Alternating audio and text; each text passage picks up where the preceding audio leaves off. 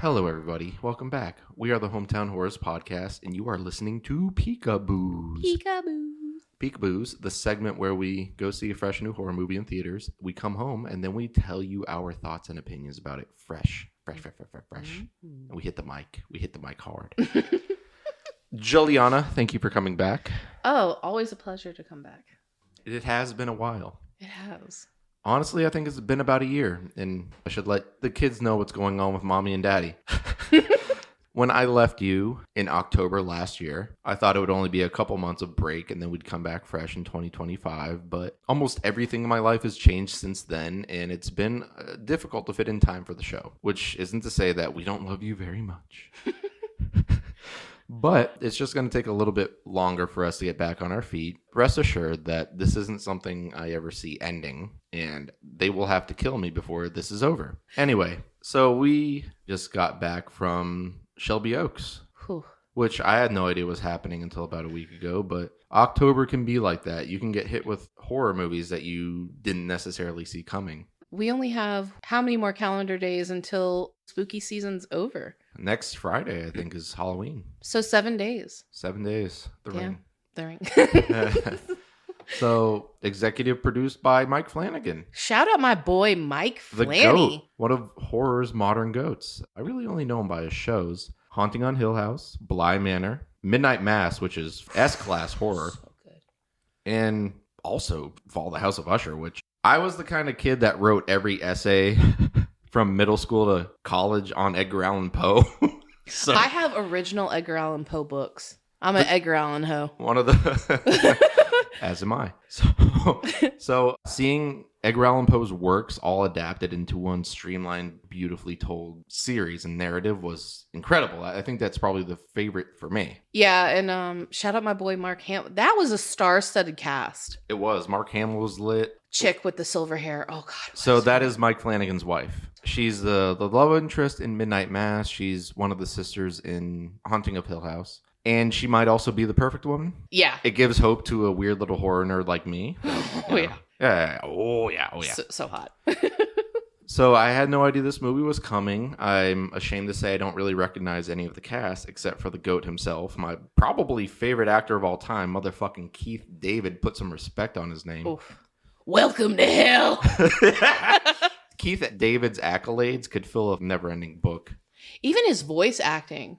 It's perfect. Gargoyles. First movie, The Thing. Rowdy Roddy Piper movie, was it them? It was the one where you put on the special glasses and you can see the reality of the world. Oh, Obey. Yeah, that's not the name of the movie, but you know, he looks at all the posters and that's what the reality behind like the news and TV is. Our main character in this movie, I'm a Shoresy fan. It's a Canadian show.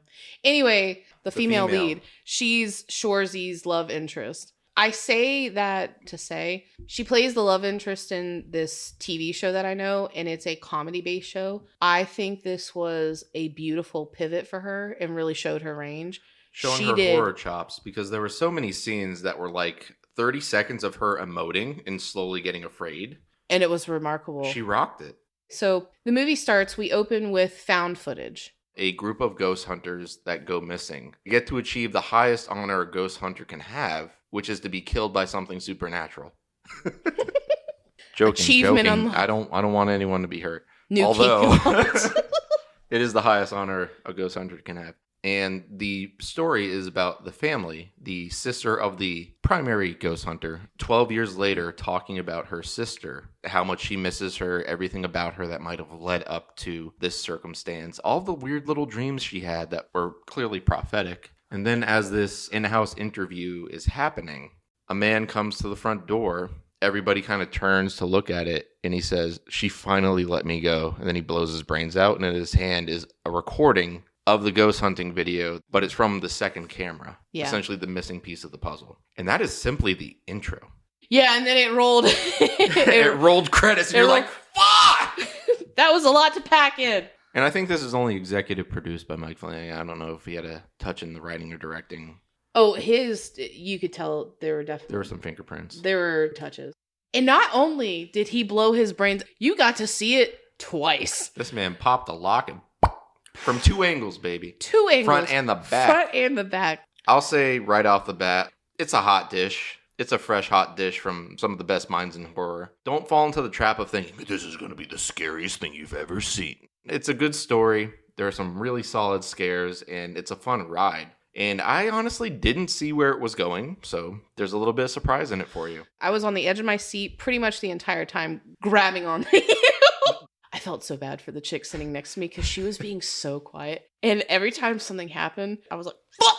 We were just a little scaredy pants. Yeah, it was definitely scary. Especially being a horror podcaster, you kind of get a little calloused to the jump scares. And something else that I did want to mention that kind of popped in my head quite a few times throughout the movie is how loud horror movies have gotten.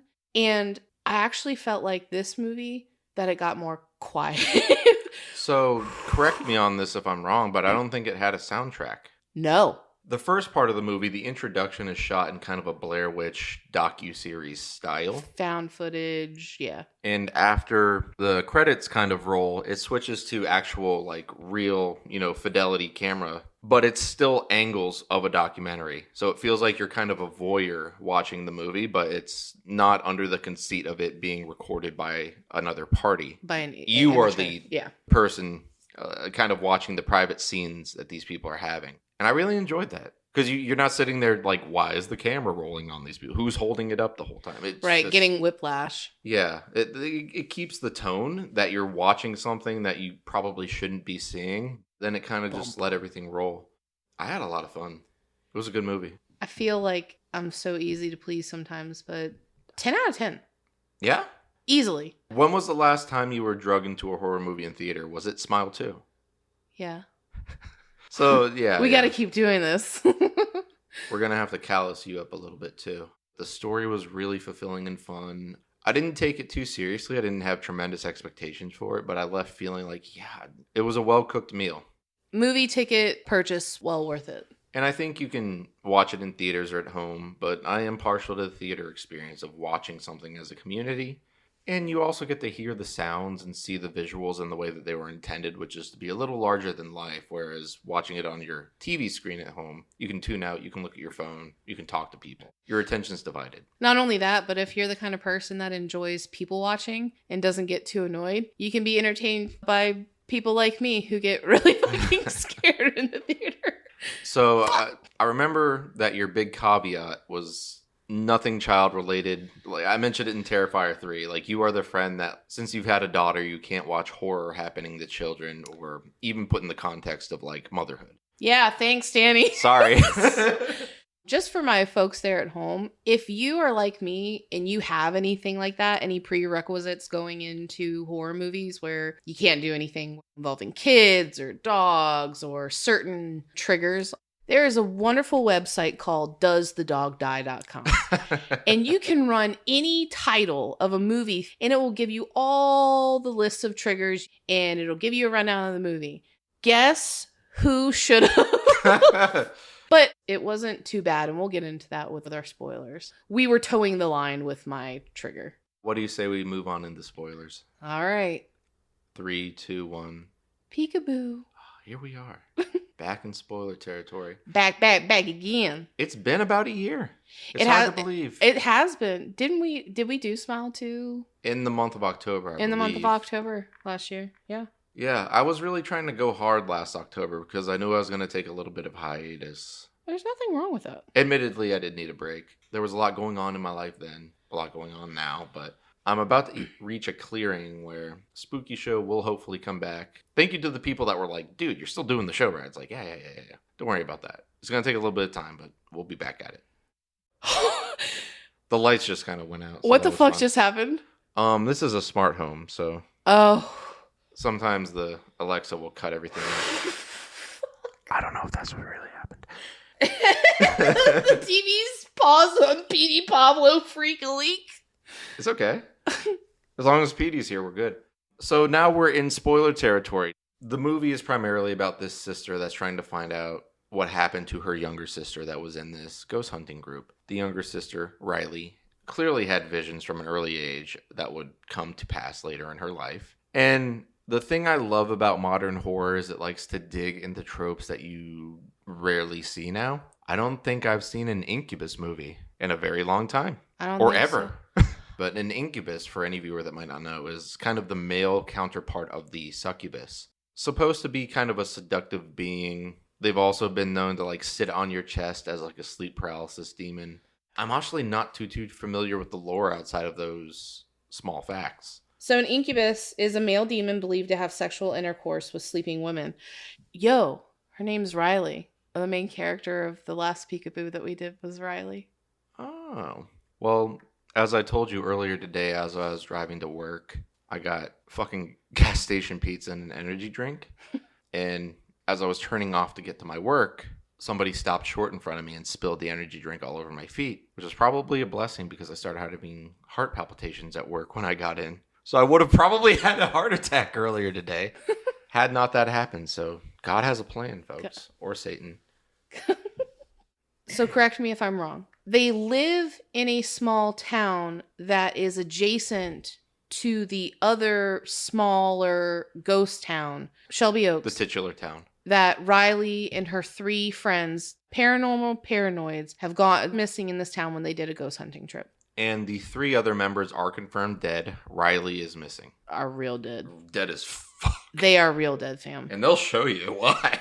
I mean, we're in spoiler territory. They get their fucking faces ripped off. Gnawed off. So let's Tarantino this. When Homeboy comes to the front door and blows his brains out and he's holding the tape, our main character takes the tape. She does not turn it into the police. Obviously, she wants to understand what happened to her sister. Yeah. She's keeping this for herself. And the dude obviously found who he was wanting to give the tape to. That footage shows him ripping the one guy's face off with his bare hands.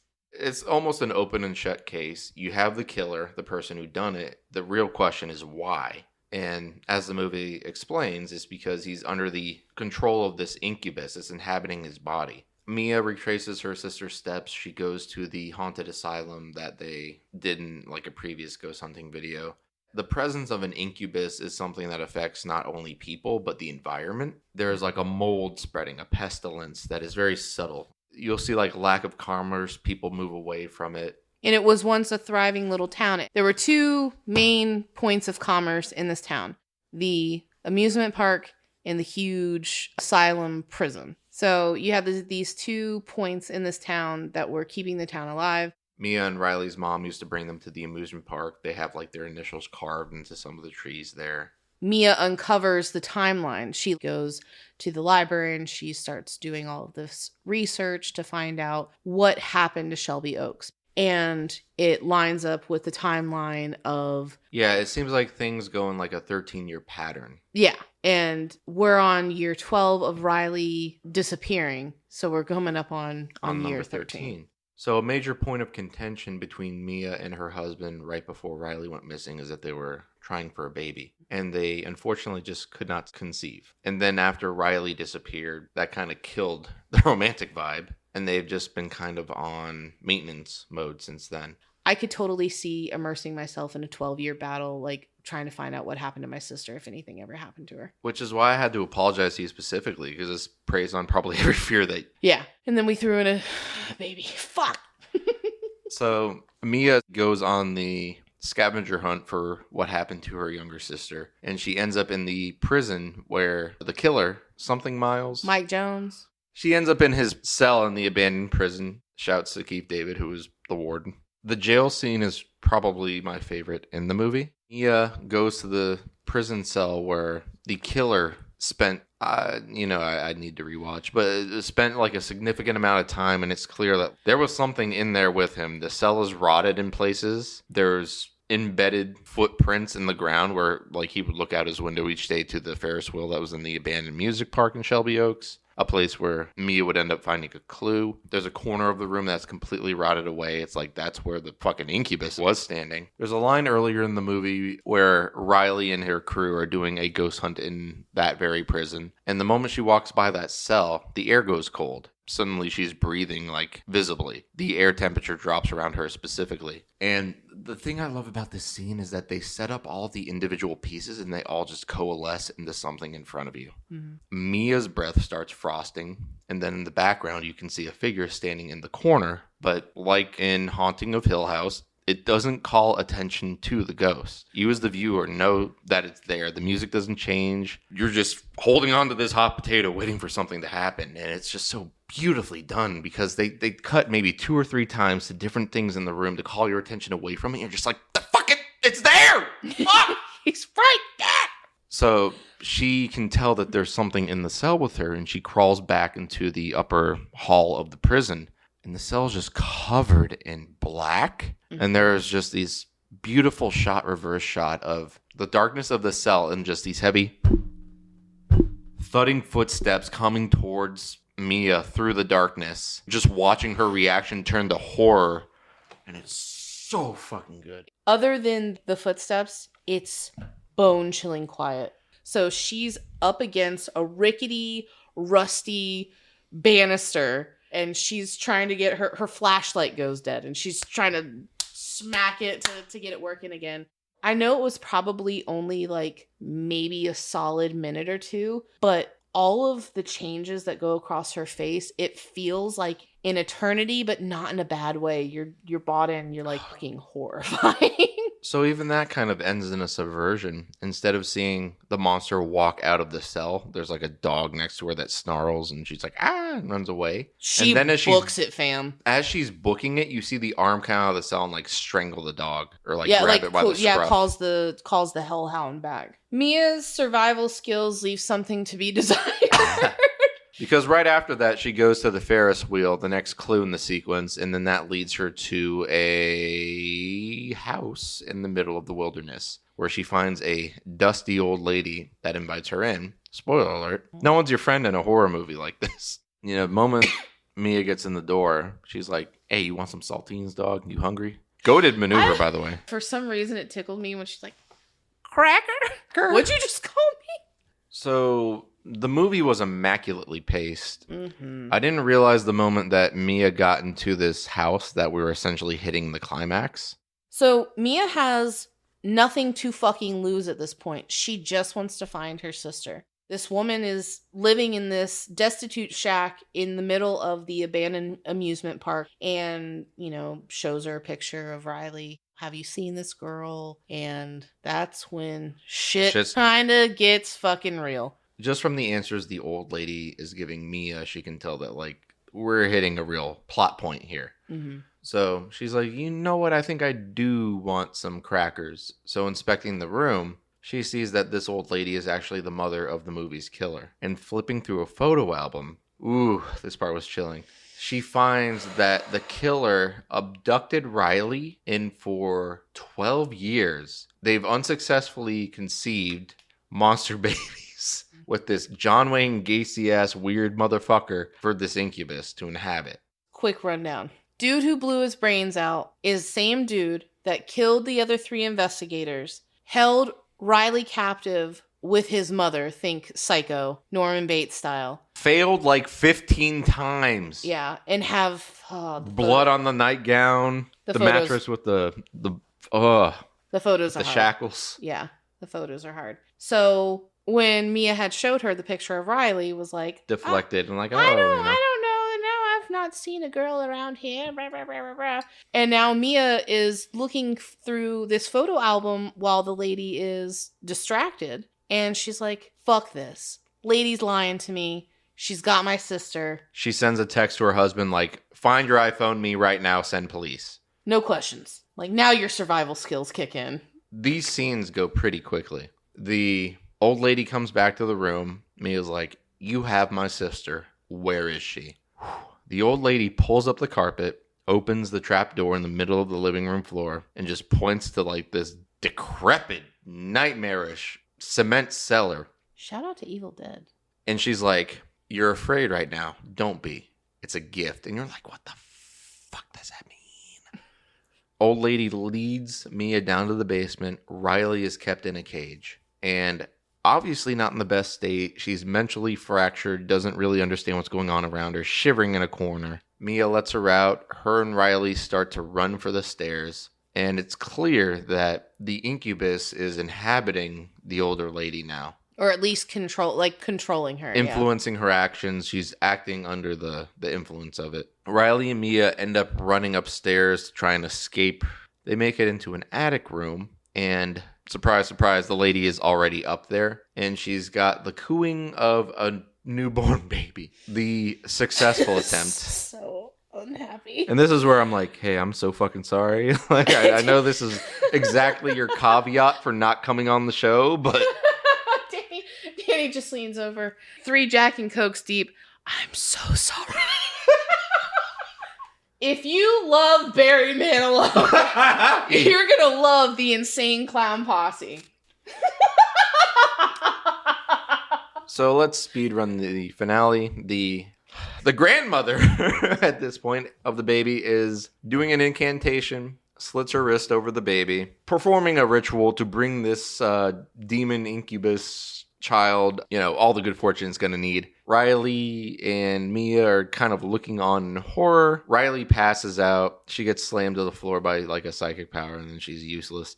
The grandmother, as she's bleeding out, walks to a wall behind her that still has the Riley and Mia carved in reverse because, I'm sure that's demonic in some way. She smears her blood on the wall in that heart, and it contains both photos of Riley and Mia from throughout their lives. And it's dawning on you as the watcher that, not only was Riley plotted on as somebody that's going to perform an action, Mia is going to be a part of this too. The grandmother bleeds out, dies. You see the flicker leave her eyes. And Mia walks over to the newborn child, and you're expecting a monster. But it's just a cute little baby. It's a cute little baby. He's so cute. You would think that she's horrified, but you immediately see the love in her eyes. She's like, fuck yeah. I mean, she just got her sister back. This woman who was causing Riley, obviously, substantial amount of pain, is now dead. The incubus just fucks off. Everything that was wrong in Mia's life immediately fixes itself. And so she's like, yeah, we back, baby. So you can see the change in her demeanor, too, as you kind of get the collage of, Riley's in the hospital. She's recovering now. Oh, the baby's going to be under good care. We're going to take good care of the child. My husband, he's taking a little break, understandably, for our mental health. Yeah. And you're like, fuck, man. You're in it now. You're in the game. Yeah. Because I feel like in other horror movies where there's been a transference of power, especially to a child, you always have that pivotal moment where it's like a close-up on the child's face, whether it's a baby or a toddler or even young child. And now you can see the flash of the demon and the evil in their eyes. Their eyes glow. Or the baby is never portrayed as evil. No. The baby's fine. Compliments to this movie. This is usually the point where you're slapping your knees kill the fucking baby. This is it. This is the monster. But as a viewer, I was just sitting there Mia has everything she wants now. And then you're left. And you flash back to the grandmother saying, the old lady, the grandmother saying, it's a gift. Don't question it. It's a gift. And now you're left with this question because the baby is normal. You're like, okay, grandma had the light of the demon, of the incubus in her eyes. And then earlier on in the movie, the gentleman had the glow, the red glow of the demon in his eyes. So now you're left with the question, who got the transfer of power? Because you also see a close-up of Riley's eyes in the hospital. She's got the 1,000-yard stare, but there's no glow in her eyes. She's just broken creature. And then Riley, of course, was faking her sleep, and she takes her pillow over to the bassinet. Yeah. And you start to hear the hellhounds barking and whining and howling. And Riley has a pillow in her hand because Riley thinks that the baby is pure fucking evil. Yeah. And at this point, I'm just over hey, my bad. I know you didn't want to see this. Oh my God. So throughout this whole movie, and there are some pretty fucking substantially scary parts. Dude, we didn't even talk about the incubus being in the fucking woods when Mia's walking through the woods. Mike Flanagan, my motherfucker, hiding ghosts. I love that shit. But throughout the entire movie, I'm taking it, right? And this is the part where I turn to you and I've got my shirt over my face. I'm I'm going to puss out.